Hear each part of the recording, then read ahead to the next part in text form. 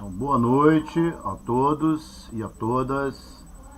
Nós estamos começando o nosso segundo colóquio em Metafísica e Epistemologia, em torno da filosofia da informação e epistemologias decoloniais. Então, hoje nós vamos falar com as questões apresentadas pelos nossos discentes do curso de especialização em metafísica e epistemologia, né? E nós vamos convidar vocês para comporem conosco esta experimentação, né, de pensar a filosofia de uma maneira conectada com as epistemologias do Sul, com as epistemologias decoloniais e com a filosofia da informação. Então eu vou chamar a Adriana para começar falando, depois o nosso querido Itamar Franklin, o nosso Antônio Patrício e depois o Bruno Camilo e o Antônio Patrício. Então eu vou desligar o microfone para não dar eco aqui, tá bom? Boa noite, Luiz. Boa noite a todos que estão participando desse evento, né? Já quero agradecer, a partir de agora, a você, Luiz, né, por esse movimento, aos alunos da pós-graduação e aos professores, né, que virão para complementar também, né, o Ilan, Lícia e o Otávio Maciel. Eu sou a Adriana, eu moro em Crato, me graduei, né, ainda era o UFC, quando eu me graduei ainda, estava na transição do FCA, e há algum tempo eu estava sem estudar, né, fazia mais de 5 anos, né, que eu estava fora da academia, mas aí esse curso de especialização, ele veio para somar, né, na medida em que eu voltei também a refletir sobre questões mais sistemáticas, né, acerca da nossa vida em sociedade, de uma forma mais fomentada.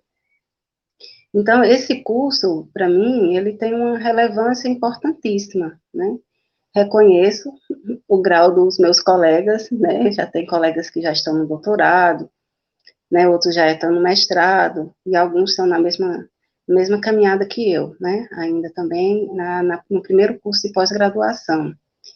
E a relevância desse curso, além do título, né, que a gente almeja receber também com isso, é a capacitação de levar para a sociedade um conhecimento a mais, além do que nós já temos. Eu faço parte de 2 grupos culturais aqui da região. Eu trabalho com Maracatu Raízes, né, que é um grupo de Fortaleza, fomentando questões culturais, afro, que é um pessoal que iniciou um trabalho em Fortaleza, e aí eles dão continuidade aqui na nossa região do Cariri. A gente trabalha com o maracatu cearense. E aí, dentro desse maracatu, a gente trabalha músicas negras, afirmações, e trabalha também sobre a corte, né? A corte negra. E aí a gente tem algumas representatividades dentro do nosso grupo, com a dança, com a música. Eu faço parte do batuque, e também eu faço parte da corte quando se faz necessário. Às vezes a rainha não pode vir, às vezes está em outro evento, e aí eu já fiz a rainha, já fiz alguns personagens que tem dentro do maracatu. E o outro movimento que hoje eu faço parte também, que eu acho que é importante dizer, na verdade, se eu estou dizendo que esse conhecimento vai me servir, né? Onde é que eu vou aplicar, né? E eu também trabalho agora, faço parte do grupo da Casa Luz, né? Que é um projeto do PROCEM, é o do mestre Aécio, ele é muito conhecido aqui na nossa região, e a sua esposa Tereza. E aí ele é luthier, né? Ele faz curso gratuito de lutearia dentro do seu espaço, no bairro Seminário. E dentro desse espaço também é trabalhado culturas negras, né? Que aí acaba trazendo a nossa cultura africana, que o meu texto vai trazer justamente isso, né? Mostrando que a cultura ela é unificada porque viemos do mesmo berço, né? Bebemos da mesma água, só que com o decorrer do tempo, né, esse nosso conhecimento, que já era o primeiro, ele foi desvinculado por uma política que iria mostrar que não era cultura, né, negra, tanta evolução de uma civilização.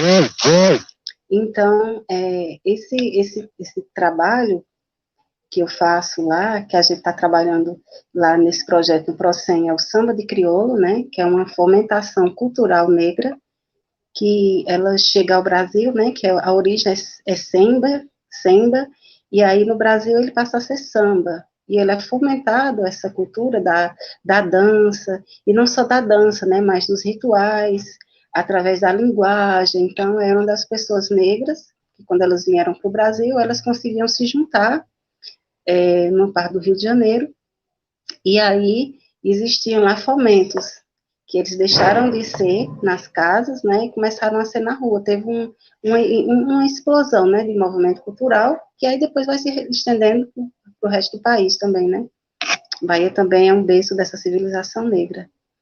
E o meu trabalho de hoje, o trabalho que eu quero mostrar para vocês, é como fonte dessa disciplina também, e de uma disciplina que eu participei, a disciplina de férias, né, que o Luiz propôs, que era justamente para a gente falar sobre a cultura africana, em homenagem ao angolano, né, falecido, morto, na verdade, né, violentamente, no Rio de Janeiro. Então, o Luiz fez uma homenagem a partir dessa disciplina, que foi interessantíssima, que foi aí onde eu me encontrei no meu estudo, porque até então eu estava trabalhando Platão e Sócrates, né, nessa perspectiva de encontrar nesses pensadores uma fomentação acerca da educação para uma liberdade e uma educação que ela fosse emancipatória e que principalmente que seja abordada de uma forma que agregue a todas as pessoas o direito a ela, né? Então, esse curso, para mim, ele tem relevância em todos esses sentidos. Vocês estão escutando aqui um zoado, foi as crianças que chegaram. Mas aí, a gente não vai atrapalhar muito, não.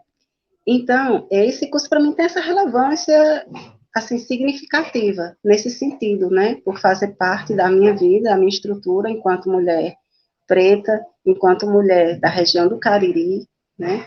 Enquanto mulher mãe, enquanto ser, né? Que estou vivendo nesse momento. Então, enquanto toda essa minha historicidade de vida, de comprometimento com a sociedade, esse meu trabalho, eu trago um pensamento de um mestre, na verdade, que eu conheci a partir do professor Luiz Manuel, Sheikh Anta Diop, que aí é um pensador muçulmano, né, que ele tem uma origem africana, e aí ele pertence a uma família aristocrática, né, senegalesa. E o que é de tão importante, né? Porque eu encontrei de tanta importância, né, nesse pensador, é que ele, apesar de viver num contexto, né, onde essa filosofia, esse pensar negro era escondido, né, por esse pensamento, como é que eu posso dizer, esse pensamento forjado sobre as civilizações, ele passa a se especializar em várias estruturas de conhecimento para que as pessoas comecem a perceber que a origem, ela é negra, né? Que toda a história da civilização, ela parte de um princípio negro, africano. E aí ele vai desmistificar algumas coisas em torno dessas verdades que foram impostas até nós, né? Até na própria história, né? Então, eu fiz algumas anotações, por volta e meia, vocês vão ver eu olhando aqui os papéis, que eu achei melhor pegar as anotações para mim, discriminando alguns pontos do meu texto que eu abordo e que eu vou ficar muito feliz, quem puder acrescentar, né, alguma coisa, quem puder somar com essa minha pesquisa. E eu vou começar a falar um pouquinho sobre ele e sobre os pontos interessantes que eu acho dessa filosofia, né, que ele remete a nós. Então, esse é o nosso segundo colóquio, né, de filosofia e epistemologia. O nosso tema central vai ser em torno da filosofia da informação do século XXI e as epistemologias decoloniais E vocês vão perceber que no decorrer do texto, né, é como se Dilpe, ele estivesse aqui, vivendo tudo que nós estamos vivendo, né? Ele vai criar possibilidades para a sobrevivência humana, né? Porque quando ele fala, ainda não se falava no aquecimento global, né? Não era percebido dessa forma. Então, ele cria algumas ações que poderiam ser resultado de um enriquecimento para a África, né? E aí ele vai falar sobre o que a gente vê hoje como a energia solar, né? Ele vai criar também algumas perspectivas sobre o aperfeiçoamento humano, sobre o bem-estar humano a partir de uma cultura universal. Então, quando a gente vê uma reportagem, algum artigo que se fala sobre solução para a humanidade, esse assunto, ele está entrelaçado, né? Então, você vê quando vê as lideranças globais, quem são os países, né, que eles se mostram mais interessados em resolver o problema da sociedade, eles são baseados nisso, né? Na medida que eu vou cuidar desse meio ambiente, a partir que eu cuido do meio ambiente, esse bem-estar comum, ele vai ser um bem-estar para todos. Então, cria-se também uma perspectiva dentro desses encontros que as pessoas fomentem as questões acerca da evolução humana a partir do desenvolvimento intelectual, a partir do respeito. Então, Dilpe, ele vai falar tudo isso para a gente, né, como se estivesse aqui convivendo. E nós, aqui, estamos só no berço, né, dessas fomentações acerca de toda essa disputa que hoje já foi desfacelada, né, porque quando se diz, por exemplo, que o egípcio, né, o Diop, ele é o primeiro negro a estudar as fundações egípcias, né, então ele é o primeiro negro a chegar a esse tipo de conhecimento. Então, quando ele chega lá, ele é o primeiro e os demais são brancos. E aí, diante disso, eles conseguiram, através das gravuras, né, das pedras, eles conseguiram perceber, dos escritos, né, egípcios, eles conseguiram perceber que a origem do povo é negra. Então, eles criaram até, ele fala até uma cor que criaram, né, a pele vermelha. Então, aquele cabelo que ele criou, tem um nomezinho que ele fala, até agora saiu da mente, né, que até o cabelo, eles diziam que eram lisos, né. Então, eles pegaram uma linguagem que já existia, que já estava lá pronta nos estudos, só que era um estudo que não era dado ao povo, né? Era uma parte nobre, com certeza, da sociedade, e Dilpe, como o primeiro negro, era o ser a ser estudado. Então, o que foi que aconteceu? Os brancos, eles até hoje, né, algumas formas científicas já comprovam que a origem do homem é negra, né? Então, não existe essa difusão, né, de dois seres, né? Não existe dois seres, branco e negro. Todo mundo tem sua origem negra. E aí eles começaram a criar nomes para esses seres, essas figuras que apareciam com pele escura. Eles não chamavam escuro, eles chamavam vermelho escuro. Então, isso é muito importante quando foge disso, porque está fugindo da nossa história. Então, fazendo isso, eles encobriam toda a nossa história acerca da civilização, porque a partir do momento que eu ponho o Egito como um berço de uma civilização, né, pela sua arquitetura, pela sua estrutura, e faço com que esse egípcio ele seja branco, ele não seja negro, eu estou forjando a história da cultura negra, né? Eu acho que todo negro, todo preto que tem um rosto mais fino, o meu eu tenho uma mistura, né? O meu rosto é misturado e geralmente já ouvi de várias pessoas a dizer, tu é negra do rosto de europeu, né? Que não tem nada a ver, né? Mas aí as pessoas sempre lhe ligam se você tiver um nariz fino, se você tiver um rosto diferenciado, que não for o lábio largo, se não for o nariz, né? Mais largos, eles ligam você a uma cultura que não lhe pertence, porque nós sabemos que todo o processo do corpo humano, da estética, ele se dá a partir do desenvolvimento e da sobrevivência, né? Então, quanto mais largo o nariz, era sinal que o lugar que se vivia precisava de mais força para oxigênio, aquele pessoal que tinha essa necessidade, eles trabalhavam mais com caça. Então, toda a nossa estrutura é de sobrevivência, né? Mas aí, tudo isso é desfacelado por uma cultura que prega que o negro ele não tem uma perspectiva na sociedade de evolução. E o egípcio ele aprova que nós somos esses seres em evolução e que se sobressaímos, né, diante de hoje, porque a gente vê que hoje a gente fala em computadores, já acharam computadores gigantescos, né, e pertencem a essa cultura egípcia, né. Então, eu vou me deter agora um pouquinho aqui, eu escrevi, para não fugir muito, para não deixar vocês também muito cansados, e aí vou abrir, né, para sugestões. Então, deixa eu pegar aqui. Então, o presente escrito tem como objetivo abordar o conhecimento acerca da origem das civilizações e sua relevância na valorização do povo preto na construção dos saberes. Uma vez que a origem do povo lhe é negado também sua importância e contribuição para toda uma história. Partindo desse princípio, que há uma versão diferenciada sobre a origem das civilizações na ótica de um muçulmano preto, que pertencia a uma família aristocrata, que nasce em 1923 e que ainda em sua juventude viaja para Paris para fazer sua pós-graduação e nos presenteia com seu conhecimento amplo. É ele o primeiro preto a ter acesso a uma formação sobre egipciologia, e é lá que ele encontra os vestígios de uma civilização preta branqueada por um pensamento europeu.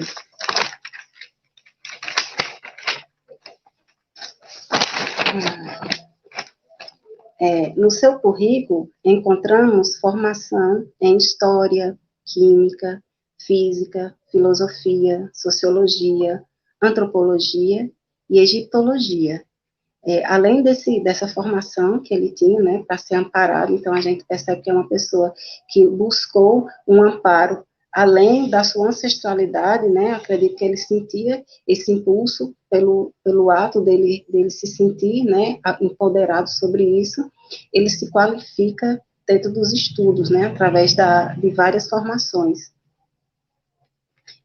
E aí, ele, além dessas graduações, ele tem um versátil conhecimento também, né, versátil conhecimento acerca do racionalismo, né, acerca da pré-história, da arqueologia, da dialética e da técnica científica moderna. Então, ele se apropria de tudo que rege a sabedoria, para que sua verdade, ela seja dita não de uma forma incoerente, mas pautada de forma científica, tanto que ele é percebido como o cientista, né. Então, diante de tanta informação, Cheikh Anta Diop nos presenteia com seus fomentos científicos acerca de uma cultura de povos egípcios, negros, branqueados na história. O resultado de todo esse branqueamento retira do povo preto a verdade sobre sua origem, sua relevância na formação das civilizações, com o objetivo de restaurar a consciência da história africana. O pensador e cientista nos mostra a importância de valorizar mais a cultura negra, trazendo sua história de conhecimento. E aí, ele chega, são os 4 objetivos, né? Que é o primeiro, é restaurar essa consciência da história africana, que é fazer com que essa história ela seja contada, que ela seja dita, né, que ela seja imposta para essa sociedade. O segundo objetivo dele, que ele busca, é a restauração da continuidade africana, ou seja, enfatizar que toda evolução, ela parte dessas civilizações e que ela precisa ser contada, né, dessa forma coerente. Eu acredito que ninguém aqui pegou um livro no ensino fundamental, ensino médio, ou até mesmo infelizmente, dentro da universidade, que priorizasse o conhecimento negro como a primeira fonte de saber, né? Dentro da faculdade, eu terminei o curso todo e eu vi agora, né? Então, eu conheci Cheikh Anta Diop agora, né? Então, por que tudo isso, né? Então, tudo isso, existe um motivo, é uma forma de manipulação da mente, é uma forma de você não se vincular a uma origem como promissora. Então, o terceiro objetivo que o Diop ele tem é a construção de uma civilização planetária, no sentido de trazer para a realidade humana que viemos de um mesmo lugar, ou seja, que temos uma mesma origem, e que juntos temos que buscar uma solução para viver em conjunto, né? Assim que eu compreendi. E o terceiro momento, o objetivo que ele repete para a gente, que ele firma, é o renascimento africano, que coloca a origem negra como parte importante e significativa na construção e evolução da humanidade. E a única forma de combater a tudo isso, Sheik, ele nos pronuncia, através dos seus escritos, que é através da, do, da própria percepção do homem deixar de ser racista, né? Então, a partir do momento que eu não percebo o racismo como fonte de um saber, como algo que eu preciso propagar, eu consigo chegar a uma evolução intelectual. Só a partir daí, né? Até o momento que não for conseguido combater a isso, infelizmente, a gente ainda vai se deparar com esses maus tratos, né? Com a nossa própria origem. Porque quando eu maltrato, se um branco maltrata um preto, ele tá maltratando sua própria origem, né? E isso foi escondido é uma política, né, de uma cultura grega não, até na Grécia também a gente sofreu, né, um pouquinho desse desfacelamento, né, porque o Díopo, ele consegue, em alguns textos, provar que Platão, Sócrates, beberam, né, fomentaram suas questões filosóficas dentro do Egito, e eles fomentam como se não, aquela cultura, ela não fosse de lá.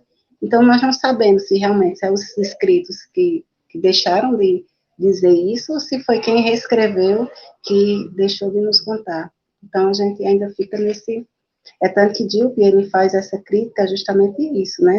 Que esse berço dessa filosofia, ele não nasce na Grécia, nasce no Egito, porque foi lá que eles beberam, né? Foi lá que eles estudaram.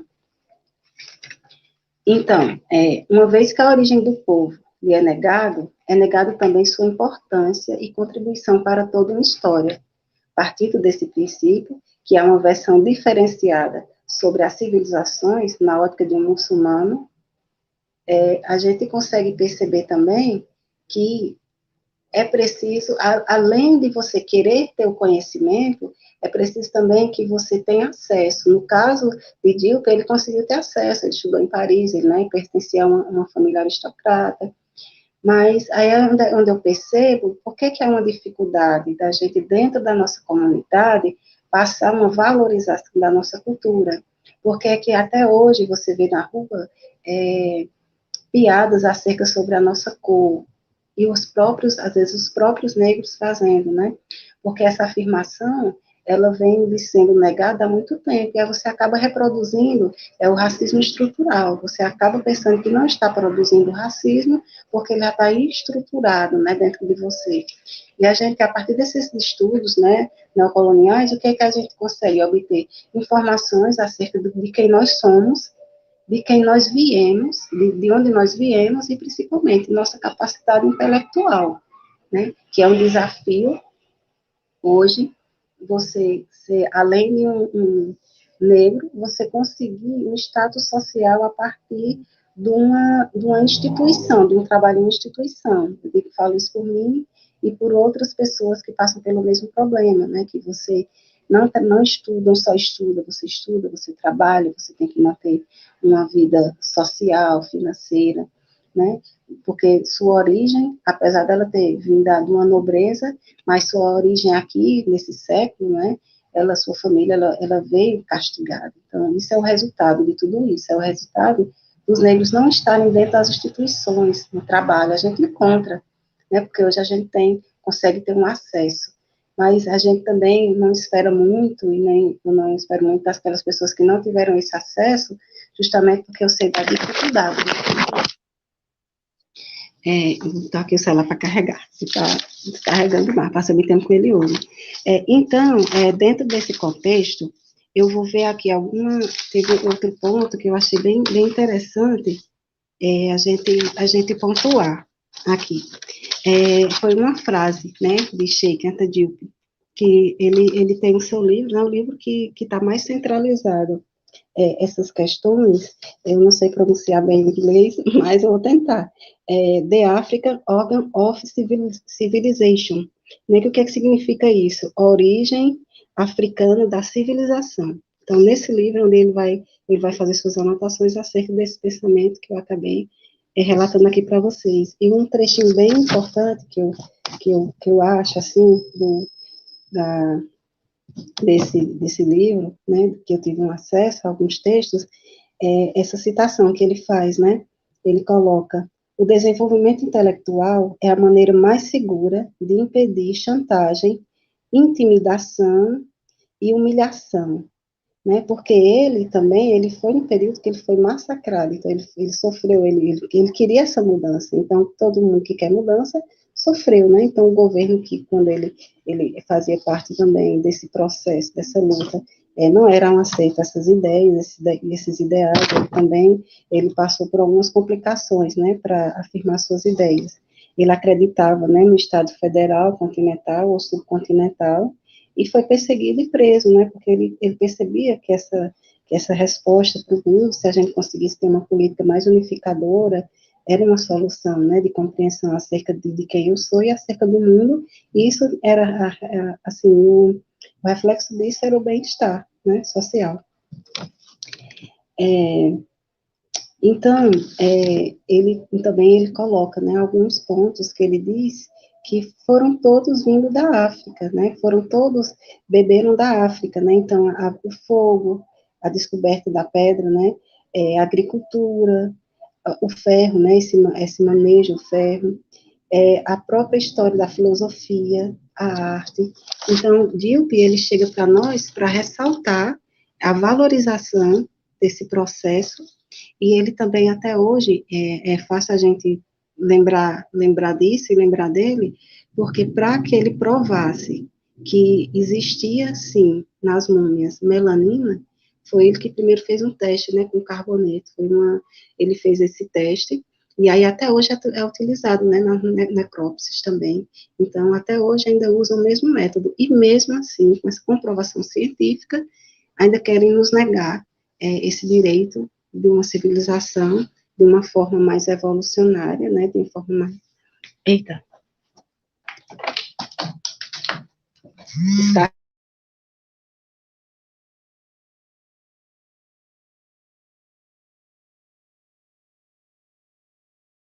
Então, minha gente, eu acho que a Adriana caiu, né? E essa exposição dela nos deixa com muita alegria, porque nós aprendemos no Cariri, desde 2006, a conviver de uma outra maneira, com o semiárido, com o clima. E a nossa querida professora Joselina da Silva, um belo dia, quando nós começamos, vivíamos numa sala muito grande na universidade, e ela disse assim: você precisa estudar Sheikh Anta Diop. E nós começamos a estudar, e ano passado, esse ano ainda, quando o Moise foi assassinado, nós fizemos uma disciplina de férias com o título Epistemologia Africana e Filosofia do Real Processual em Bye-Bye Malonga, a partir dos textos de Diop e de um texto que Diop fala da filosofia, da ciência e da religião, e diz que o aparecimento da microfísica contribuiu muito para o acontecimento crise da razão, onde nós temos duas modalidades de ciência ou de física, uma newtoniana determinista e a mecânica quântica, né? Então nós fizemos um curso e trabalhamos uma epistemologia africana, e a Adriana gostou muito, e o trabalho dela era um trabalho sobre Platão, e ela aqui no nosso curso de especialização na disciplina Filosofia da Informação e Epistemologia Decoloniais, ela apresentou essas mudanças no primeiro colóquio, e os professores disseram: continua por aí. Foram os professores. Então esse trabalho é coletivo, é do nosso grupo, né? É um trabalho desde 2006, nós queremos montar a nossa pós-graduação, já estamos montando com a especialização, teremos um mestrado profissional e um acadêmico, então todos estão convidados a participar dessa construção coletiva. Então, na sequência da Adriana, nós temos o Antônio Patrício de Souza, o Bruno Camilo, o Carlos Miguel não vem, depois o Cícero Itamar, o Edson Schwartz Haupt Machado e o Eduardo Assis Ferreira Júnior, mas ele não vem. Então, o Carlos Miguel, a Alessandra vai falar no lugar dele. Então, assim, após a Adriana, falará o Antônio Patrício, mas nós vamos chamar a Alessandra primeiro, né? Para dar essa composição, porque o nosso segundo colóquio ele começa de uma maneira muito horizontal, pelas comunicações. Depois, no dia 29, nós receberemos nossos queridos Ilan Bensussa, o Otávio Maciel e no dia 6 fechamos, deixando em aberto, né, com as comunicações dos outros discentes que nós possuímos, como o Ezequiel de Barros, o Felipe de Queiroz Souto, o Francisco Redimárcio Cardoso de Lima, o Givan Teles e o Luan Vitor de Souza Luna. Então, assim, desde já nós agradecemos aos participantes, os que estão ouvindo, Ezequiel, Carlos Daniel, Ezequiel Barros, Carlos Daniel, o Daniel Daniels, que é aqui do Crato, mas mora em Rondônia, é um grande pensador, né? Agradecemos ao Adam da Costa, ao Gilvan Ressurreição, né? E a todos que estão acompanhando, e por favor divulguem, ao Felipe Souto também, divulguem o nosso colóquio, né? E vamos continuar. E aqui a Adriana ela vai fechar e vamos passar para o Antônio Patrício. Ai, pessoal, desculpem aí, eu tive um probleminha aqui de conexão, mas deu certo, foi bem rapidinho. Pessoal, acho que é isso mesmo, assim, essa contribuição do curso para a minha historicidade de vida, e né, pela essa afirmação, e o que eu posso também, dentro desses grupos culturais negros que se fomentam na minha região, essa contribuição, esse feedback, né, está sendo muito importante, e só agradecer a vocês por estar ouvindo, a Luiz, né, por esse encorajamento para que a gente possa expor nossas ideias, nossos estudos. E o Luiz é o meu orientador, né, ele já me passou vários textos, né, sempre está me mandando textos, eu é que estou devendo muito retorno a ele, mas agradeço, Luiz, sua importância dentro da nossa região, dentro do nosso curso, dentro do nosso universo, né. E é só isso. Obrigada. Não, nós que agradecemos a você e vamos chamar a Alessandra, logo para a Alessandra já entrar e já começar a falar. Seja bem-vinda, Alessandra, por favor. Oi, pessoal, boa noite. Tá dando para escutar direito? Sim, pode falar. Eu vou desligar o meu microfone para não dar erro. Professor, só vou pedir, se possível, para compartilhar minha tela, que eu fiz uma apresentação. Sem problema, pode colocar aí. Poder... Pode compartilhar. Eu acho que é aqui.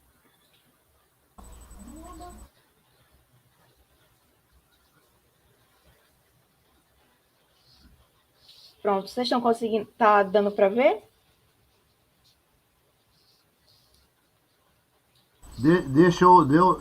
Você colocou ela já na tela? Eu vou. Coloquei. Deixa eu ver. Eu não sei se o pessoal está conseguindo ver. Tá aqui. Eu vou adicionar. Pronto. Vou adicionar.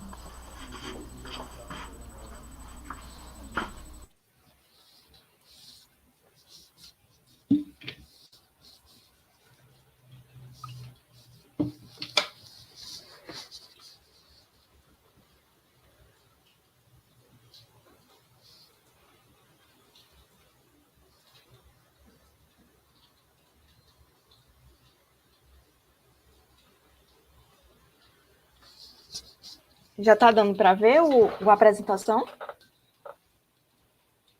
Porque aqui eu só não consigo ver mais a tela do...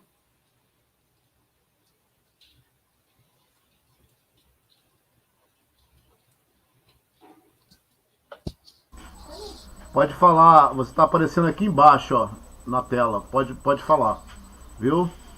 Pronto, o PowerPoint está vendo, né? Tá, o povo está vendo. Pode falar.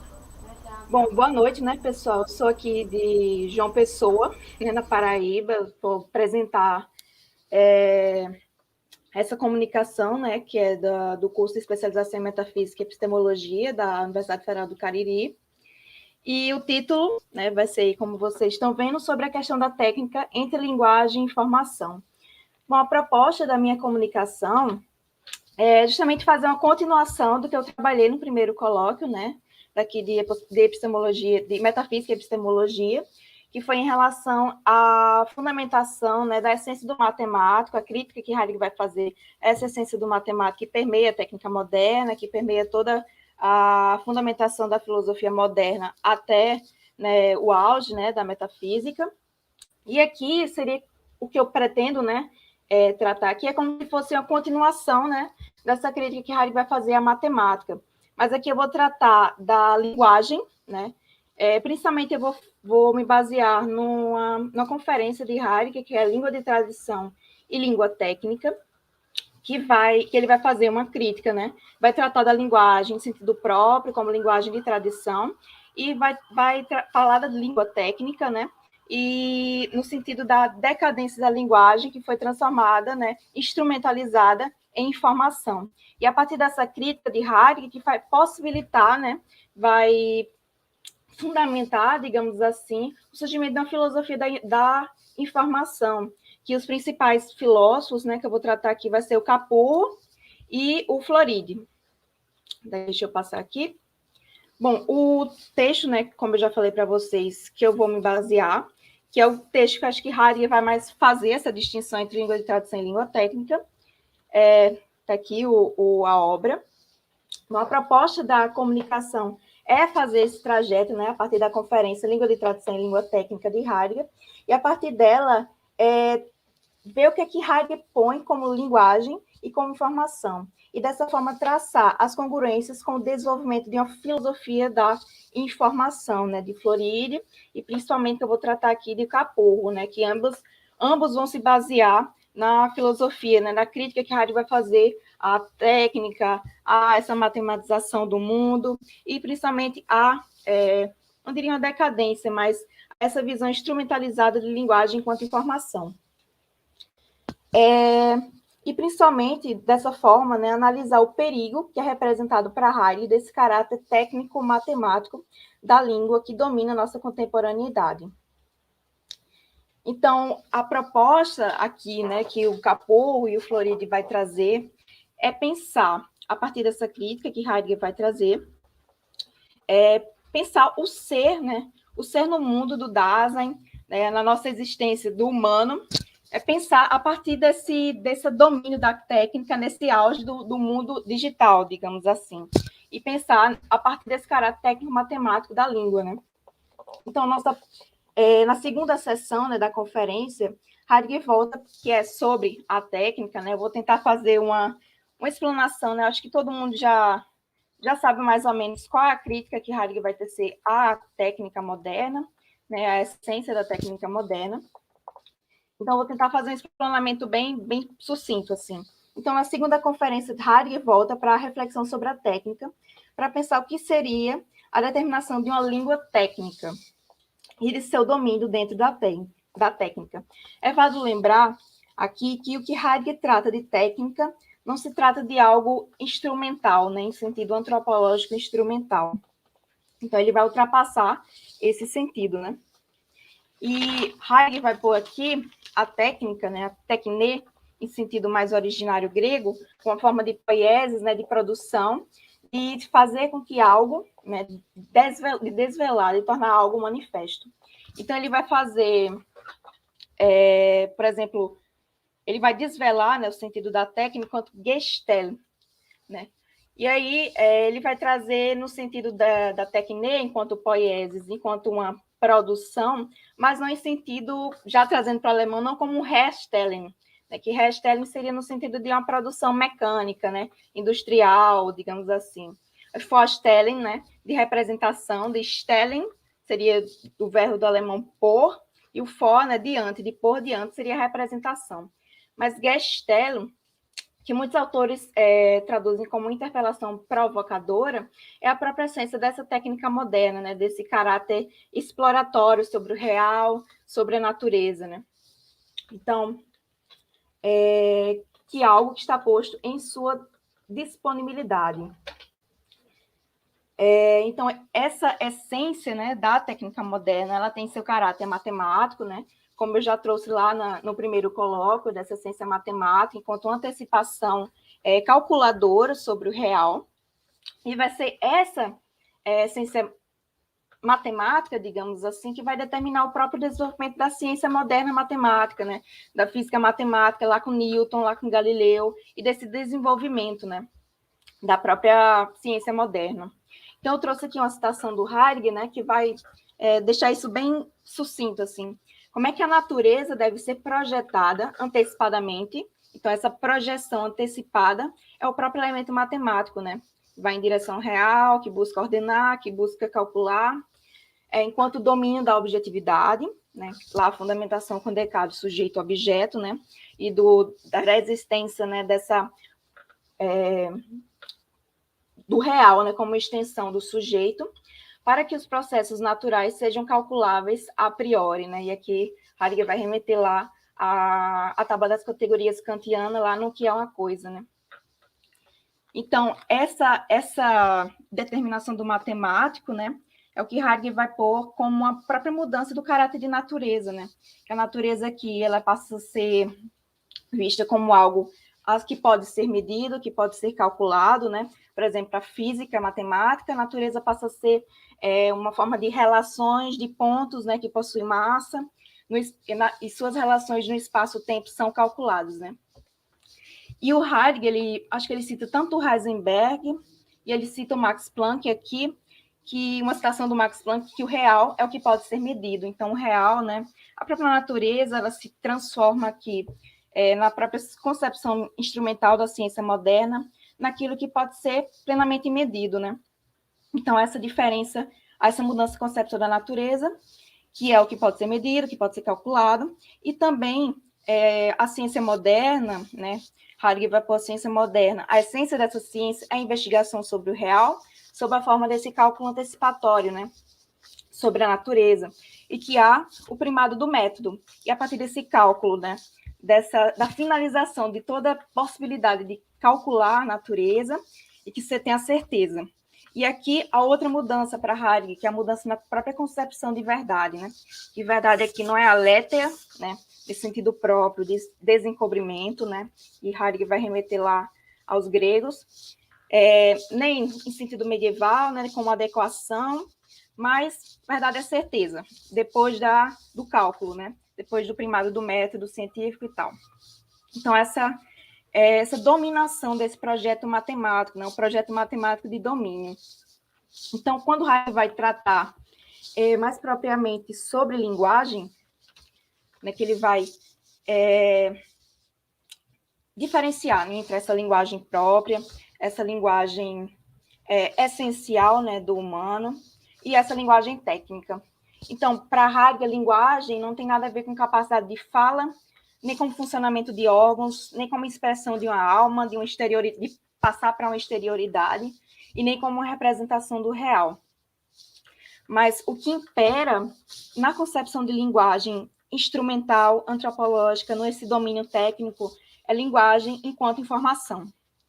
Certo? E essa crítica que Heidegger vai traçar, principalmente aqui, né, nessa diferenciação, que vai dar margem para o desenvolvimento da filosofia da informação, lá com Capurro, desenvolvimento, né, com Capurro, com Floride, por exemplo, que é essa concepção instrumental de língua que vai imperar nesse domínio técnico, né? E assim, linguagem é reduzida à informação, né? Linguagem técnica é informação como transmissão de mensagem.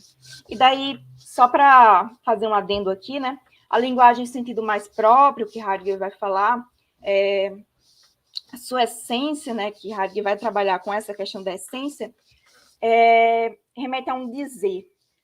Um dizer como mostrar algo, levar algo à aparição, né? Então, Heidegger vai sagen, né? No alemão. Então, Heidegger vai trazer lá uma palavra arcaica do alemão, que é sagen, que vai justamente remeter a esse trazer algo à aparição, né? Um mostrar. Mas, em sentido técnico, esse mostrar algo, esse dizer, vai se transformar na transmissão de sinais. Então, a linguagem, enquanto informação, né? Nessa transmissão de sinais, em sentido técnico, instrumental, vai ser esse sentido informacional lógico, né? A própria linguagem de máquina, de um lógico sim, não.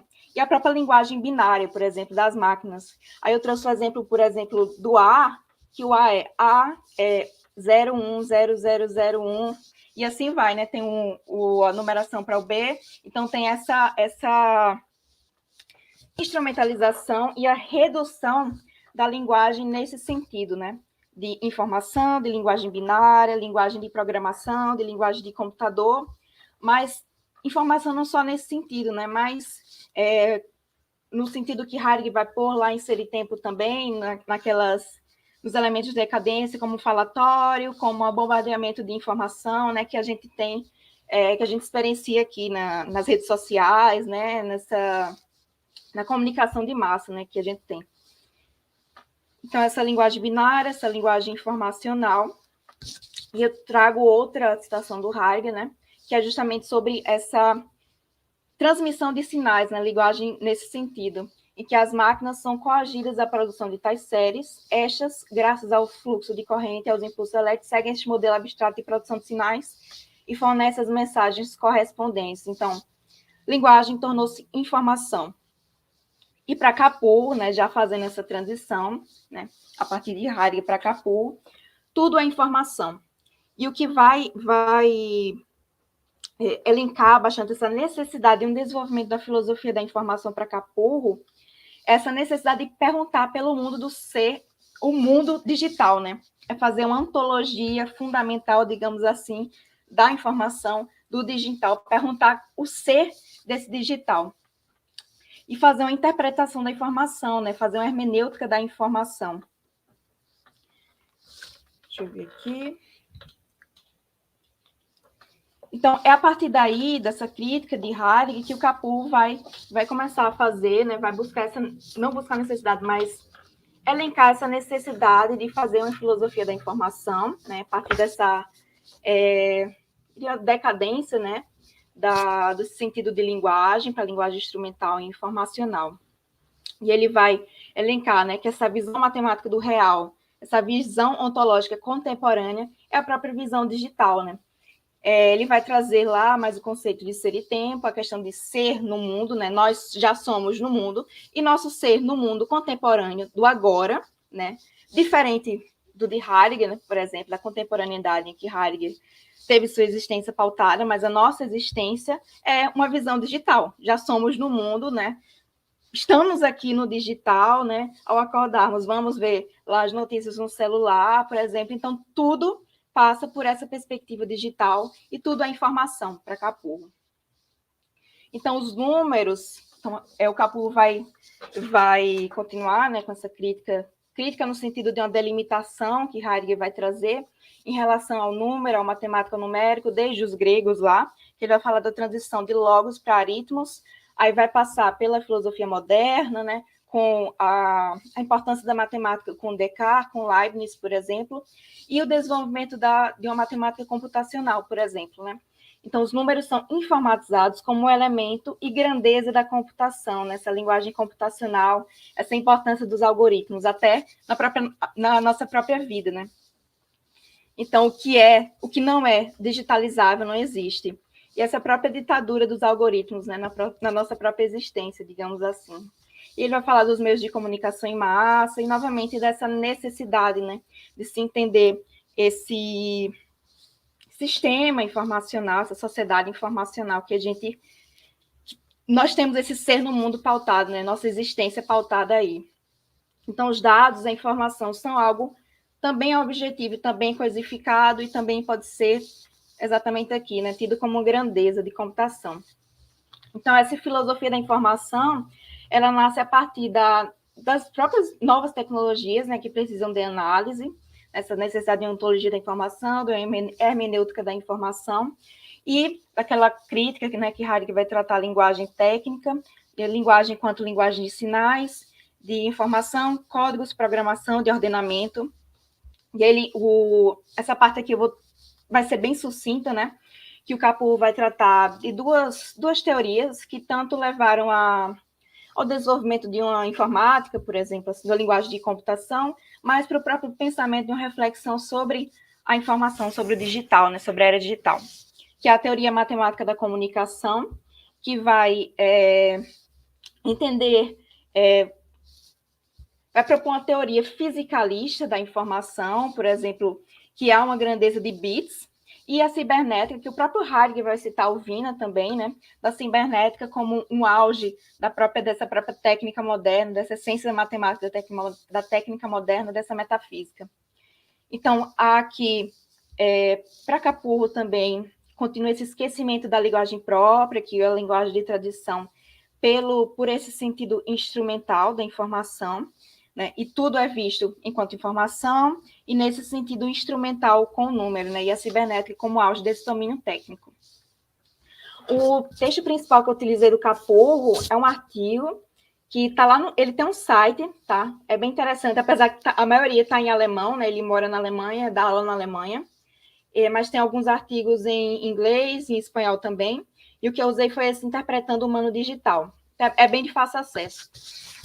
Que basicamente ele vai fazer esse desenvolvimento já, né, do que eu tratei também, vai citar Heidegger também, fazer uma defesa dessa hermenêutica do digital, da hermenêutica da informação, e vai citar vários outros autores, filósofos também, que ajudaram a fundamentar, né, a desenvolver essa filosofia da informação.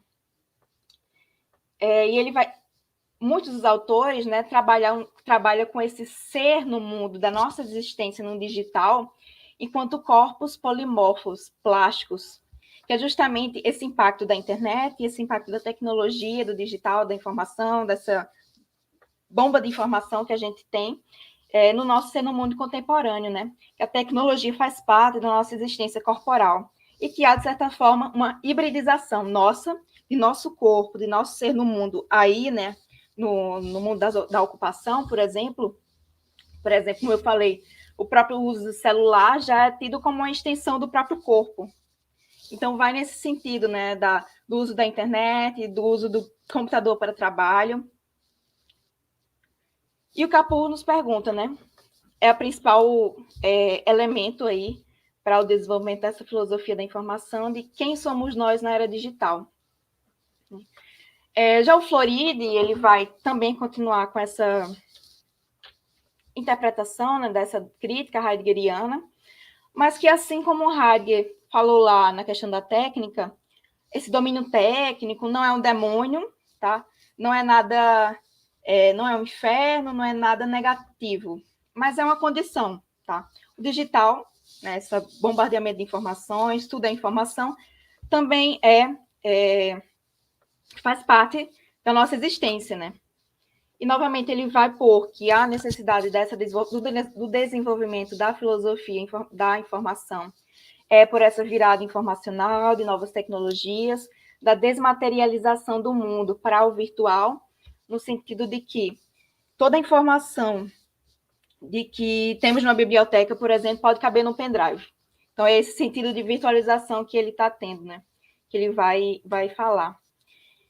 E, assim como o Heidegger e o Capurro também vai trabalhar com isso, o problema da técnica moderna, desse auge na cibernética, desse auge do digital, do nosso ser no mundo, né?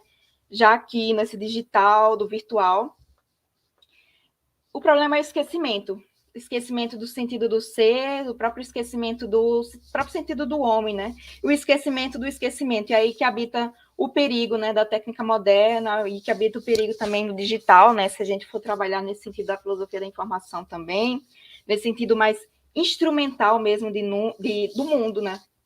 Como um todo.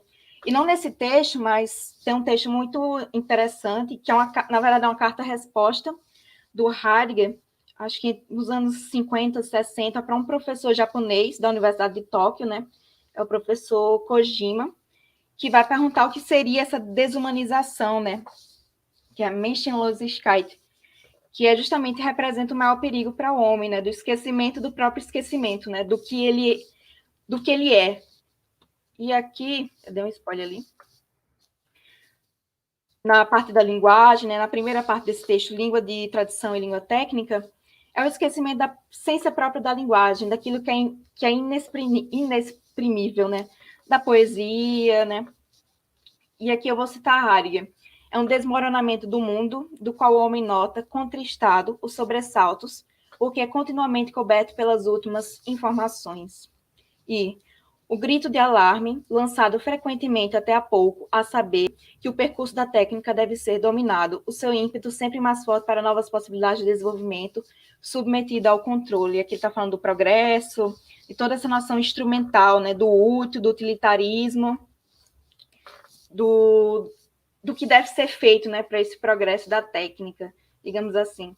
E ele vai defender uma meditação sobre o inútil, né, sobre aquilo que, no sentido utilitarista, não tem nenhuma utilidade numa vida prática, digamos assim. Mas o que é esse sentido da linguagem, né, daquilo que é inexprimível, da poesia, do próprio pensamento, né, da tarefa da filosofia também. Por isso que eu trouxe Ailton Krenak, né, um pensador fenomenal, assim, e muito importante para a gente pensar tanto o Brasil, né, quanto a própria questão da técnica também, né. E aí eu termino com uma frase do Heidegger, para poder contextualizar, né, essa escolha pelo Krenak também.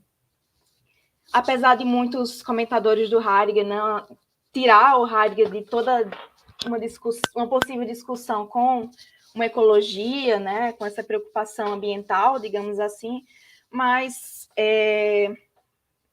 e outros colocarem como um precursor da ecologia, eu entendo que em Heidegger havia uma preocupação, né, digamos assim. Então, lá em Língua de Tradição, também Heidegger vai pôr o intangível e o durável, assim também são pela sua inutilidade. Também é cometer um contrassenso aplicar ao inútil a medida da utilidade.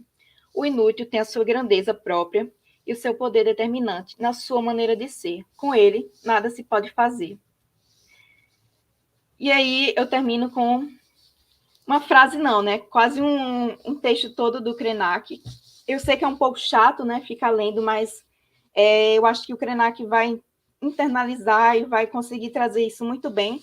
Toda essa questão da técnica. Não sei se ele leu Heidegger, tá? Mas o que ele fala é muito importante. Então, durante milhares de anos, em diferentes culturas, somos induzidos a imaginar que os humanos podiam agir impunemente sobre o planeta e fomos reduzindo esse organismo maravilhoso a uma esfera composta de elementos que constitui o que chamamos de natureza, essa abstração. Aquilo que eu falei lá no início, né, na questão matemática da técnica moderna, nessa mudança na própria concepção de natureza. E, voltando ao texto, construímos justificativos para incidir sobre o mundo como se fosse uma matéria plástica. Podemos fazê-lo ficar quadrado, plano, podemos esticá-lo, puxá-lo. Essa ideia também orienta a pesquisa científica, a engenharia, a arquitetura, a tecnologia. O modo de vida ocidental formatou o mundo como uma mercadoria e replica isso de maneira tão naturalizada que uma criança que cresce dentro dessa lógica vive isso como se fosse uma experiência total. As informações que ela recebe de como se constituir como pessoa e atuar na sociedade já seguem um roteiro pré-definido. Vai ser engenheira, arquiteta médica, um sujeito habilitado para operar no mundo, para fazer guerra. Tudo já está configurado. Nesse mundo pronto e triste, eu não tenho nenhum interesse. Por mim, ele já poderia ter acabado há muito tempo. E aqui ele fala, não faz questão de adiar esse final de mundo, né? Essa transcrição está no... Acho que foi o último livro dele, foi em 2020. Bem no início da pandemia, ele chegou até a fazer algumas considerações sobre a pandemia. E o livro é A Vida Não É Útil, né? Ele vai quebrar com toda essa questão de utilitarismo, de utilidade, de instrumentalidade, né? E o Heidegger vai fazer também a crítica, e o que vai levar também a esse desenvolvimento da filosofia da informação com Capurro, né? Então, é isso.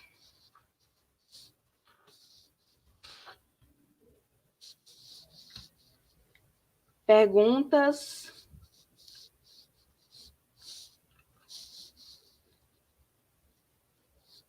Eu não sei se as perguntas vão ocorrer agora.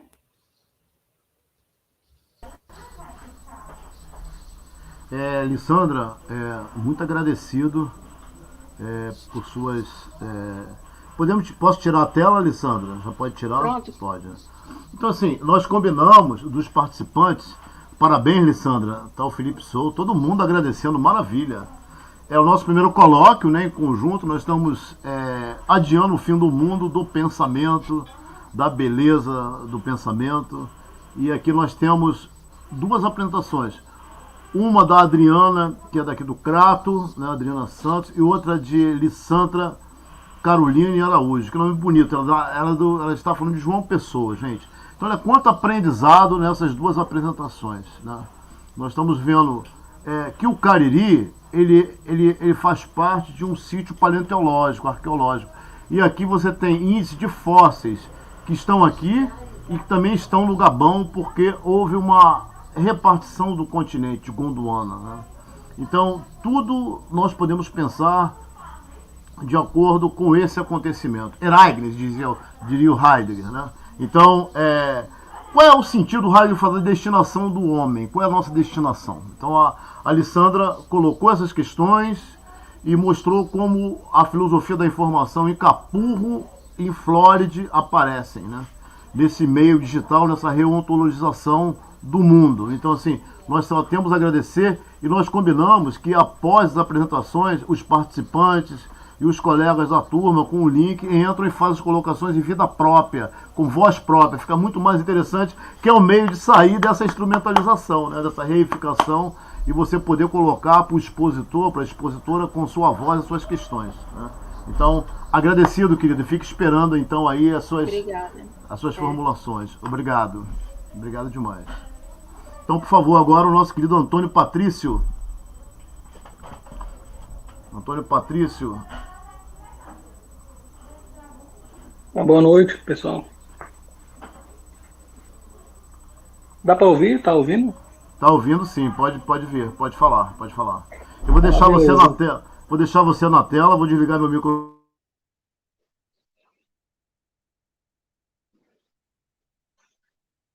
Lissandra prepara as questões também dela para o Patrício. E eu vou ficar aguardando aqui com o microfone desligado. Pode falar. Beleza. Bom, pessoal, quero agradecer aí, né, essa oportunidade de estar participando desse colóquio, né? Na verdade, para mim é um prazer, né, estar participando com o Luiz, né, desde quando eu comecei na universidade, né? Voltei há pouco tempo, eu passei um bom tempo parado, e sempre o Luiz ele sempre trouxe questões relevantes, né, para a filosofia, né, para além dessa questão puramente teórica, né, e escondida, né, da filosofia nas universidades. Eu acho que, como bem disse a Adriana aí, né, e a Alessandra trouxe questões muito relevantes para a sociedade, né, sobretudo o que nós estamos vivendo no momento atual, relacionado a algumas desigualdades que são frutos, né, na verdade, de uma construção histórica de desigualdade que sempre existiu, e a filosofia, ela, infelizmente, em alguns momentos, ela contribuiu para que essa desigualdade até hoje a gente possa perceber em relação a gênero, em relação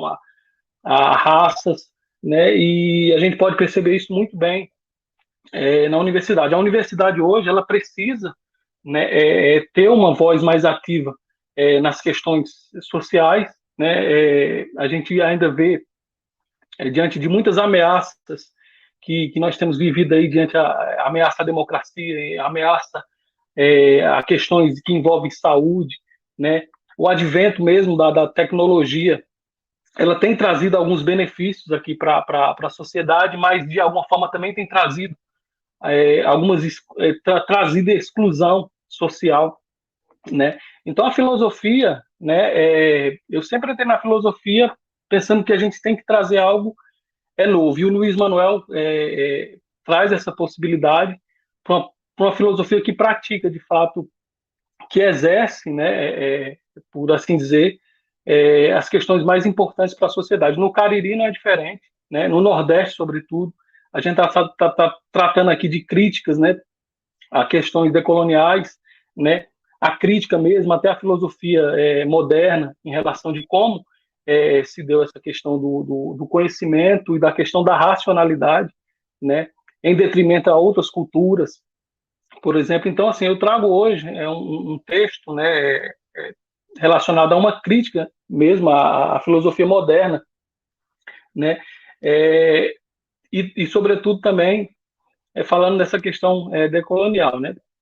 Então essa crítica decolonial à modernidade, ela está assentada na compreensão de que ela, né, a modernidade é um fenômeno internamente europeu, né? É o pensamento que se tem, né? Fundada numa suposta ideia de racionalidade que permitiria à humanidade avançar para um outro estágio de desenvolvimento humano.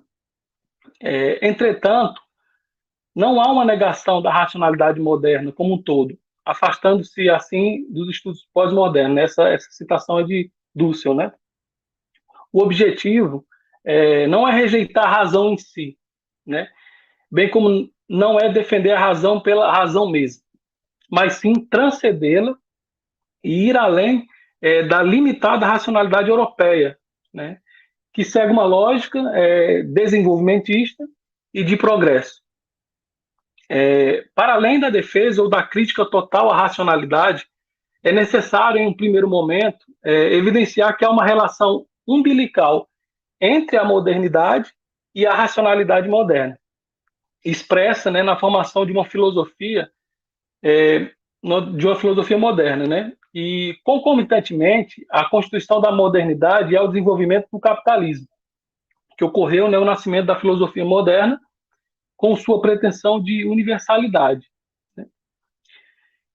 No caso, a filosofia moderna, né, desde a sua formação, ela tem a aspiração de ser a única expressão da razão, né, atribuindo a todas as outras filosofias regionais, a chinesa, a árabe, né, e a latino-americana, por exemplo, o caráter de atraso, né? Por isso, elas foram desacreditadas e compreendidas como não sendo expressão de racionalidade humana, né? Essa citação de Dussel, né? Sendo assim, para a concepção eurocêntrica, né, e hegemônica da forma, da mesma forma que a própria modernidade, né, a filosofia moderna, teve início na Europa, né, foi instituído no século XVII, com René Descartes, e nessa lente que determinou o início da filosofia moderna foi a alteração do modo de analisar e entender o mundo, passando a estar centrada no sujeito humano, estando a possibilidade de compreendê-lo, vinculada exatamente à racionalidade presente, definidora da humanidade. A razão, então, é entendida como um traço específico que caracteriza o que é humano, o que torna a humanidade humanidade. Isto é, a partir de René Descartes, o uso da razão vai ser pensado em um sentido ontológico, a partir de um sujeito isolado que pensa e conhece o mundo, né? Assim, a característica dessa filosofia moderna, centralizada no sujeito, é uma separação radical entre corpo e alma, entre razão e corporeidade, entre sujeito que conhece e objeto que é conhecido, né? Então, a partir dessa separação entre corpo e alma proposta por Descartes, que marcaria, né, o início da filosofia moderna na compreensão hegemônica, a filosofia, como consequência própria, a razão humana, passou a ocupar um papel central para legitimar a dominação e a exploração que ocorreram nas antigas colônias, pois essa cisão possibilitou a retirada da condição de sujeito dos povos colonizados, qualificando seus corpos como meras mercadorias sujeitas à exploração por um determinado preço, né? Esse verdadeiro fundamento moderno para dominar e explorar os povos colonizados, bem como as mulheres, os negros e as negras e os indígenas, né, se deu na questão na modernidade, né? E na modernidade também, a violência e a exploração colonial foram acompanhadas de uma justificação filosófica desses atos. Então, o que a gente percebe é que a própria filosofia, né, ela foi utilizada, né, como um instrumento, né, de legalidade, né, assim, por assim dizer, de justificação para esses atos, né, de exploração colonial, né, de violência, sobretudo, né. E aí a gente para pensar em como a filosofia hoje ela se encontra, né, e aí é uma proposta totalmente muito ideal, né, e muito atual, que é a proposta do Luiz Manuel, justamente da gente conseguir entender que essa postura, né, dessa justificação filosófica, né, que traz, né, esse eurocentrismo, né, da razão, né, europeia, né, em detrimento a outras culturas, ela está basicamente imersa no contexto atual, né? Se você for perceber de como as pessoas são tratadas, né, e como elas são renegadas a um plano inferior. Por exemplo, hoje, quando você chega na universidade, né, numa universidade pública, por exemplo, um curso de medicina, quando você chega num curso de medicina, ali em Barbalha, da UFCA, por exemplo, você consegue perceber a tremenda desigualdade que existe, né? Justificando uma suposta contribuição para o conhecimento. Você percebe que a maioria das pessoas que cursam o curso de medicina na faculdade de Barbalha, elas têm um poder aquisitivo muito alto, ou seja, as pessoas que são pobres, né, as pessoas que poderiam estar exercendo a medicina puramente por um dom, elas não conseguem ter acesso a uma educação e por assim dizer, ter uma profissão como um médico, por exemplo. A mesma coisa acontece em alguns cursos, como, por exemplo, o curso de Direito, né? Qual o nível social que está se formando dentro das universidades, né? E aí nós estamos excluindo. O que é a filosofia, né? Qual é a função social da filosofia? Né? Eu paro aqui nesse texto, né?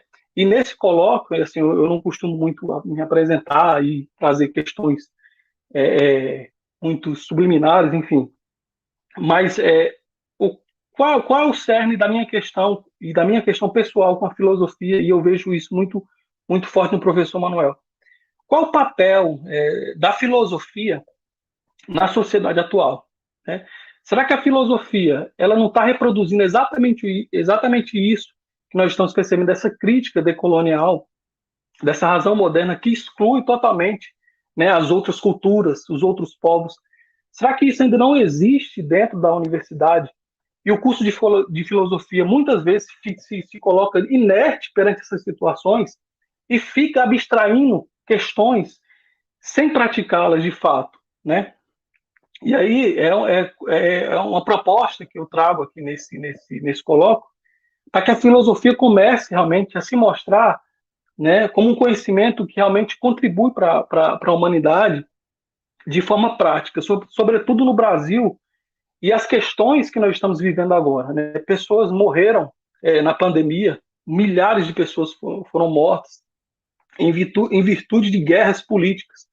Hoje nós estamos vivendo polarizações políticas que não têm contribuído, pessoas estão morrendo. Hoje o índice de pessoas que estão cometendo suicídio está altíssimo, né? E nós ficamos nas universidades, sejam elas públicas ou privadas, basicamente que inertes, né? E justificando o conhecimento. Então, o que eu entendo dessa crítica ao pensamento moderno é justamente de como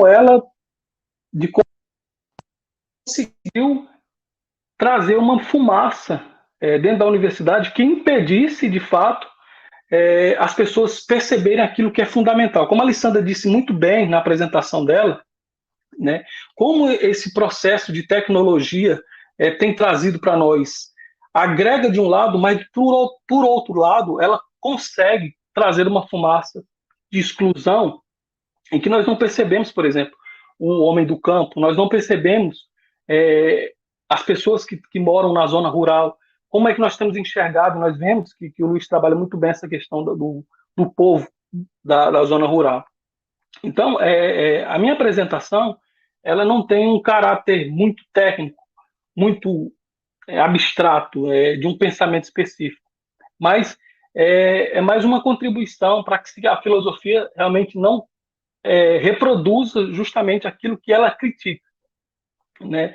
E que ela reproduza justamente essa questão da modernidade que colocou alguns povos e algumas culturas em plano inferior em detrimento a essa visão eurocêntrica que existe. Então, essa questão de desigualdade ela consegue permear toda a sociedade e através até das tecnologias que nós utilizamos, nós não conseguimos perceber o buraco em que a sociedade está caminhando, né? Então, assim, nós precisamos que a universidade ela tenha, a filosofia, ela volte a ter esse caráter plural, que respeite e pregue e busque sempre, né, essa luta, né, contra essas desigualdades que nós temos percebido, sobretudo aqui no Brasil, né? Então, a filosofia moderna, né, ela se ancorou no mito que os povos europeus são mais avançados, né, mais próximos da razão, portanto, mais humanos, né, e por isso deve levar a civilização aos povos atrasados. Ou seja, hoje, se você não tiver numa rede social, você não participar do Instagram, você não participar do WhatsApp, você não tiver imerso nesses conceitos novos de tecnologia, você praticamente é excluído, né? Por exemplo, eu participei de um processo seletivo de uma empresa e um candidato negro, ele foi excluído do processo porque faltava um dente em sua boca. Então, isso isso é inadmissível no dia de hoje. Mas o que nós temos percebido? Nós temos percebido que a universidade ela parou no tempo e não consegue analisar essas questões profundas do ser humano, do indivíduo. E aí nós estamos caminhando em cima de conhecimento, porque o conhecimento que nós temos hoje é muito fácil, há uma multiplicidade de informações, como a Alessandra acabou de dizer, que isso está deixando para trás a questão fundamental que é o ser humano. Então, o texto, né, falando, criticando até a questão de Descartes, né, apesar de ter sido sistematizado por Descartes, né, esse argumento já estava presente alguns séculos antes, para você perceber, né, mais especificamente durante o século XVI, durante todo o processo de colonização das Américas, evidenciando assim a complexidade da relação entre a dominação, exploração e filosofia. Enfim, eu encerro aqui a minha participação, deixando uma palavra, né, uma reflexão para esse colóquio, né, de que a filosofia ela possa realmente sair dos bancos acadêmicos, né, e sair desse conceito, dessas questões puramente herméticas, né, que nós temos percebido, de discussões, simplesmente, que a gente possa, de fato, ir para a rua, né, e ajudar as pessoas que precisam, sobretudo aquelas que estão mais excluídas, né? Então a filosofia, né, essa desobediência epistêmica, né, que nós precisamos ter, né? Essa crítica decolonial, né? De como os povos foram tratados, como os povos são tratados, e isso reproduzindo hoje na sociedade, que a filosofia possa abrir-se, né, para esse novo horizonte e de fato sair da academia e ir para o exterior, né? Ir para a realidade de fato e conseguir enxergar minimamente as pessoas que estão sendo excluídas, né? E contribuir assim para o papel, né? Sobretudo na ciência, né? E na construção de um mundo melhor. É isso e eu agradeço aí a todos. Nós que agradecemos, Antônio Patrício. Antônio Patrício fez graduação conosco, defendeu um trabalho sobre Derrida, né? E sempre esteve presente nos eventos, né? Trabalhador. Então, nós estudamos nessa disciplina alguns autores num tempo muito exíguo. Então, Patrício acabou de colocar questões em torno de Dussel, Henrique Dussel, né? Me parece que no curso de filosofia inteiro ele nunca ouviu falar de Dussel. Acabou ouvindo falar no curso de especialização. Um método para a filosofia da libertação em Dussel, que tem toda uma relação com Paulo Freire, que nós mostramos, né? E ele fala de uma analética. No nosso curso nós mostramos Capurro produzindo um tipo de mapa que ele chama de angelética. E o nosso querido Dussel promove uma analética, quer dizer, além da dialética russeliana, dialética hegeliana, tanta coisa, né? Hegeliana, que vai pensar o outro, justamente o latino-americano, o continente em que nós nos encontramos, que tem uma conexão com a África, né? Então, assim, estamos muito contentes com nossos queridos, porque a Adriana falou de Dilpe, a nossa querida Lissandra, né, falou de Heidegger, que ela é professora de Heidegger, e ela falou de Capurro e Floride, temas que nós discutimos nesse tempo muito exíguo, na nossa disciplina de Filosofia da Informação no século XXI e Epistemologia Decoloniais. Ainda falou do miolo, desobediências epistêmicas de miolo. Então, parabéns e agradecido. Então vamos passar a bola para o Bruno. Bruno. Patrício, abraço. Agradecido. Bruno, por favor. Bruno Camilo. É com você, meu querido. Bruno Camilo está aqui. Boa noite, pessoal. Bruno, boa noite. Eu vou deixar você na tela, vou desligar meu microfone para não dar interferência. Eu vou compartilhar minha tela com vocês. Tudo bem, pode mandar, que nós colocamos aqui. Cadê a tela? Já está aqui, Bruno? Ainda não, professor. Estou fazendo aqui. O Bruno fala de qual cidade, Bruno? Professor, eu estou em Natal, no Rio Grande do Norte. Ótimo. Fazendo 24 graus aqui, o que é frio para cá. Aqui tá também está frio. Eu estou gripado, estou com minha garganta muito inflamada, mas resolvi apresentar hoje.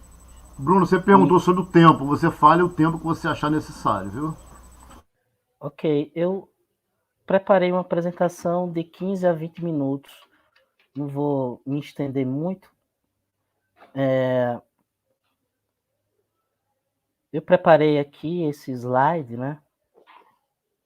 Como eu estava dizendo, eu estou gripado, pessoal, então minha garganta está muito inflamada. E aí eu peço desculpas se a minha voz não estiver legal ou se no momento aí eu der uma tossida. Mas vou tentar me esforçar aqui para fazer uma boa apresentação para vocês. Tá acontecendo... aí sim, vai. Então, seguindo o objetivo da disciplina, que eu entendi era fazer uma relação entre algum tema trabalhado na disciplina e o tema do TCC, da nossa especialização, que no meu caso, como vocês já sabem, eu já apresentei algo, o meu TCC trata sobre os rumos de uma possível epistemologia em Nietzsche, e é exatamente isso que eu pretendo fazer na minha fala agora. Como eu disse, pretendo ser breve, de 15 a 20 minutos, de estabelecer uma relação entre o que eu entendo, de acordo com as aulas do professor Luiz Manuel, do que seria essa filosofia decolonial e dos principais problemas que ocupam os debates, né, dessa área da filosofia. E eu procuro fazer uma relação entre esses aspectos da filosofia decolonial com a ideia de saber trágico, que no meu TCC é algo do pensamento de Nietzsche, né, essa ideia de saber trágico, que eu considero como um exemplo de uma epistemologia. E eu vejo que há uma relação muito, muito forte entre as preocupações da filosofia decolonial com o pensamento nietzschiano em vários aspectos. E aqui eu apenas resolvi chamar a atenção para um desses aspectos, que é essa ideia do saber trágico. Eu queria começar apresentando para vocês o que eu entendo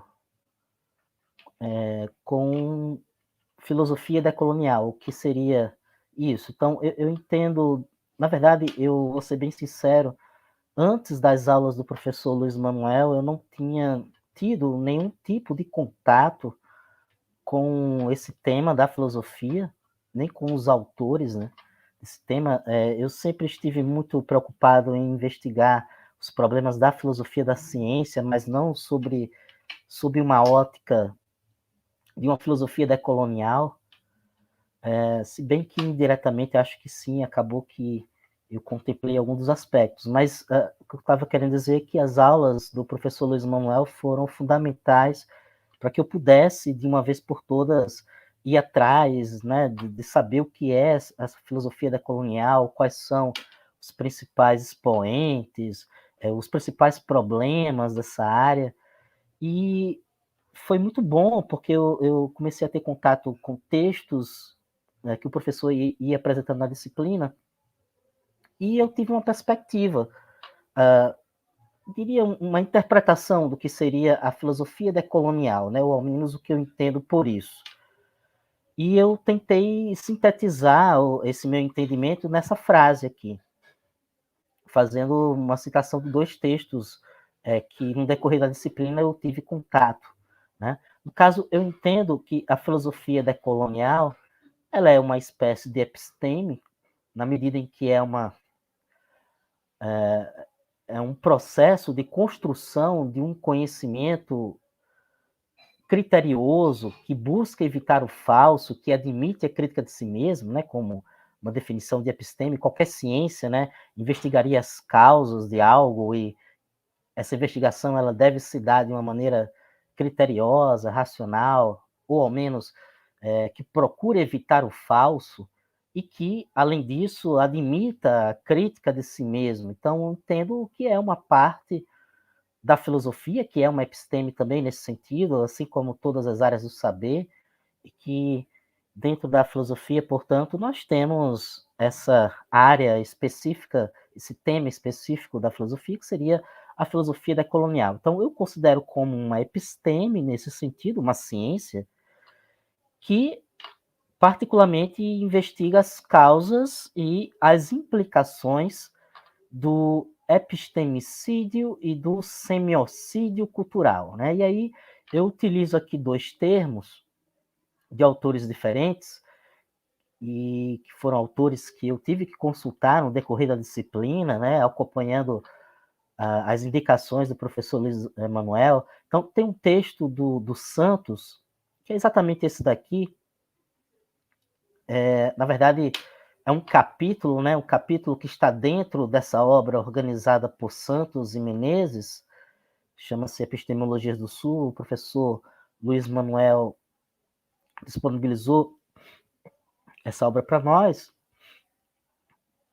E especificamente aqui, nesse capítulo 1, que é um texto do Boaventura de Souza Santos, o capítulo que ele chama de Para Além do Pensamento Abissal, das Linhas Globais a uma Ecologia de Saberes, ele apresenta essa palavra, né, epistemicídio, como um termo fundamental aqui dessa interpretação que possamos fazer do que seria a filosofia decolonial, né?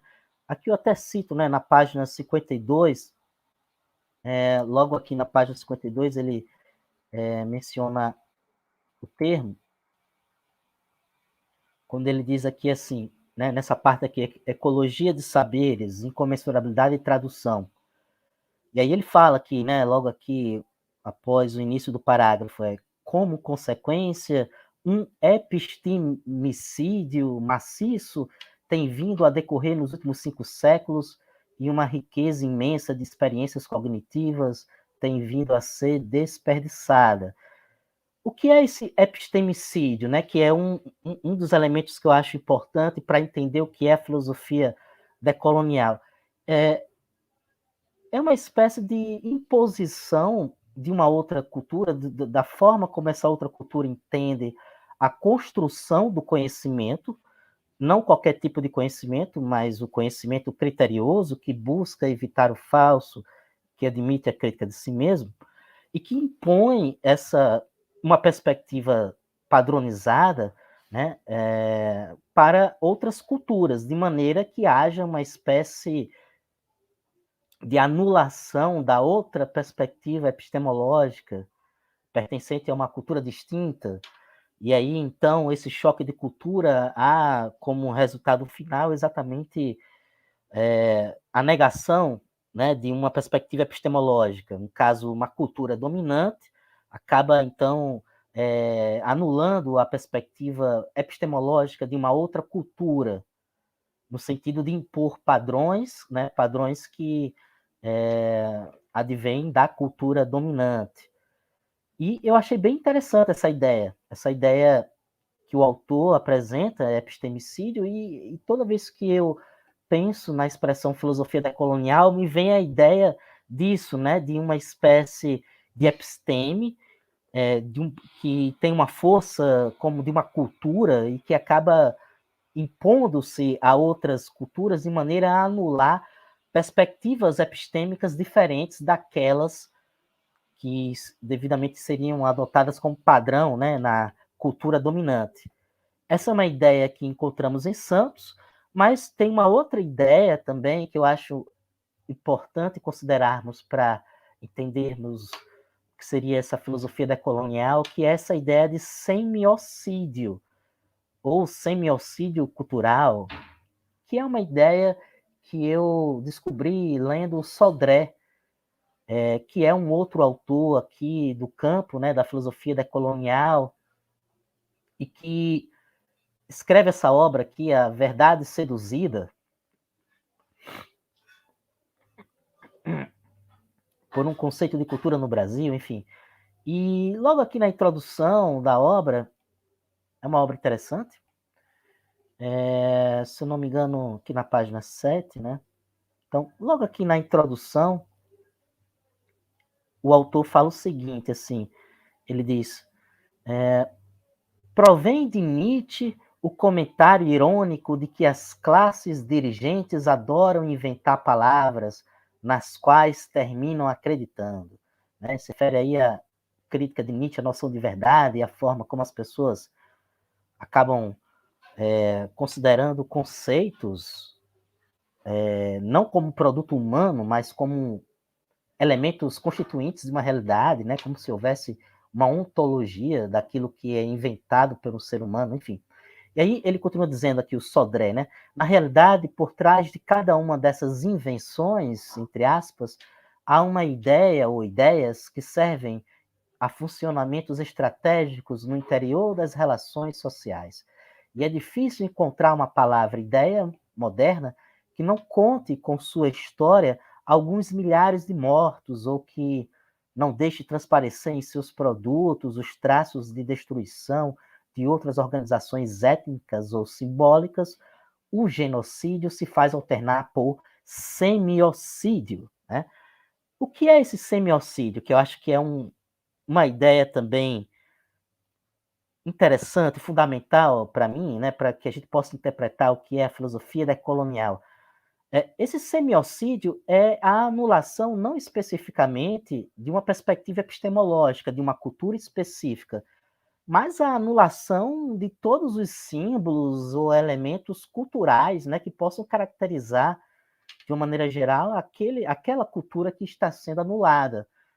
Religião, vestimento, culinária, a fala, enfim, costumes, né, típicos aí de uma determinada cultura que são anulados, são descartados, são extintos, né, por uma outra cultura dominante e, nesse aspecto mais geral, então, podemos entender que houve um semiocídio cultural.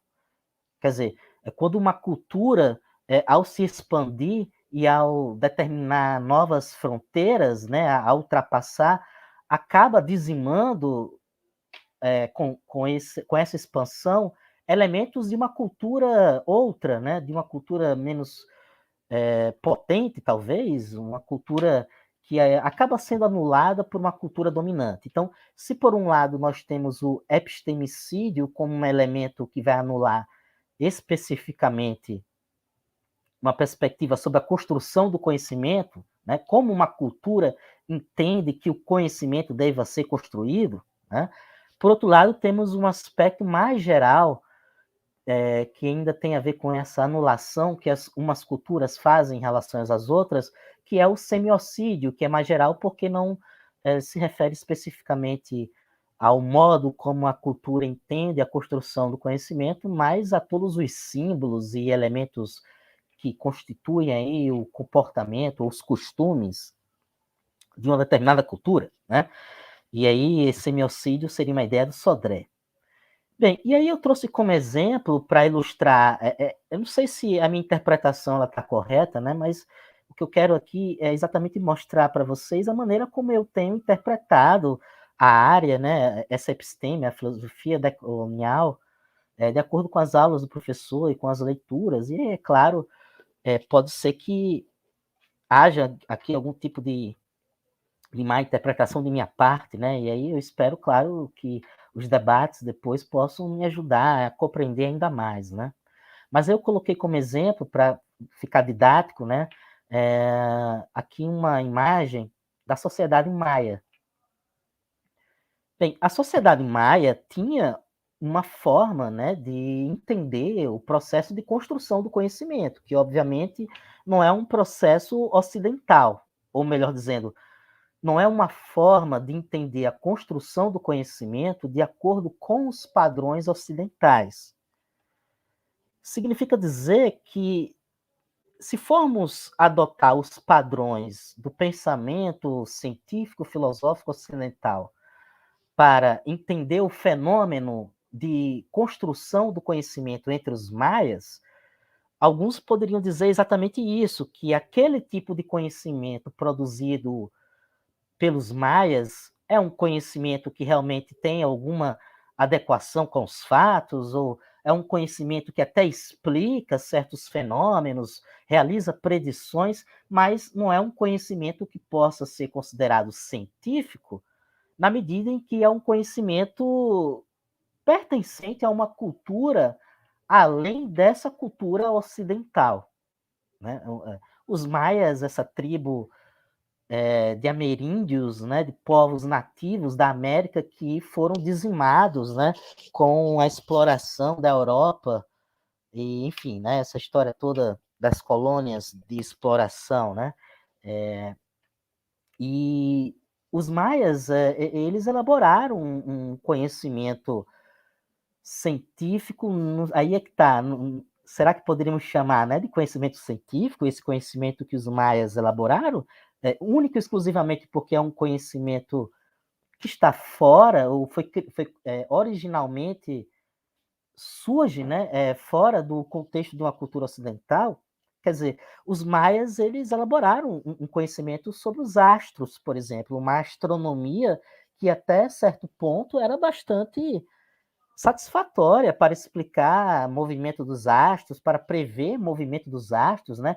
Inclusive, essa outra imagem mostra exatamente isso aqui. Se vocês pesquisarem aí na internet, o monumento Estela 6, ou Estela do Fim de uma Era, né? O nome dessa pedra, e é exatamente com base aqui nesses símbolos, né? Nessa linguagem que é própria da comunidade, da sociedade maia, que hoje os historiadores sabem que havia, sim, uma astronomia muito bem desenvolvida, se é que se pode chamar isso de astronomia, né? Já que, enfim, é uma espécie de conhecimento que está fora de um padrão ocidental, mas o fato é que é um discurso sobre os astros e que consegue explicar a vinda de estações de ano, a vinda de cometas, o acontecimento de eclipses, né?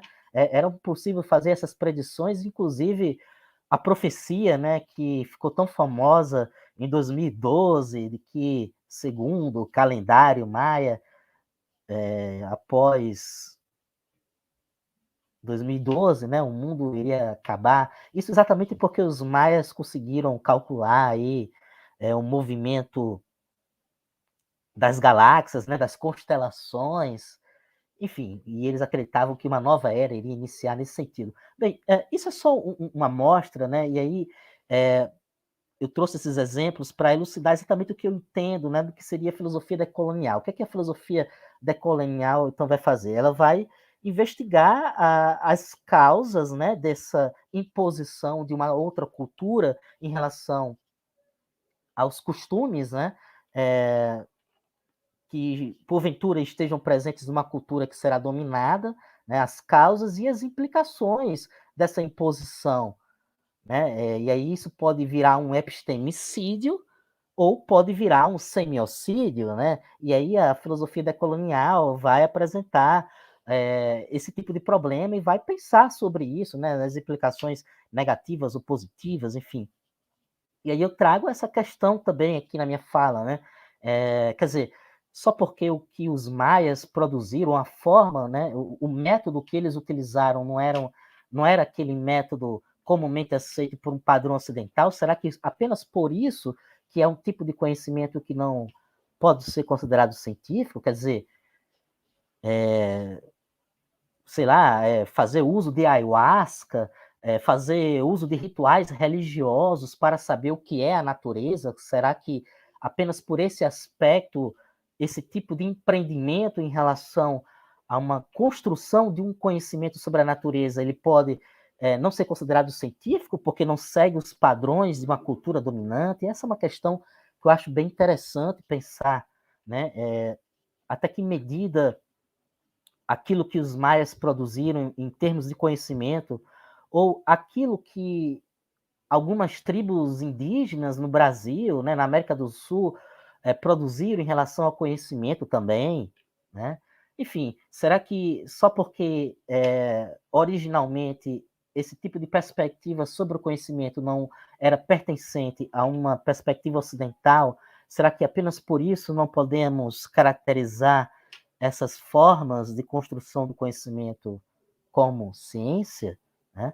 Essa é uma relação que, inclusive,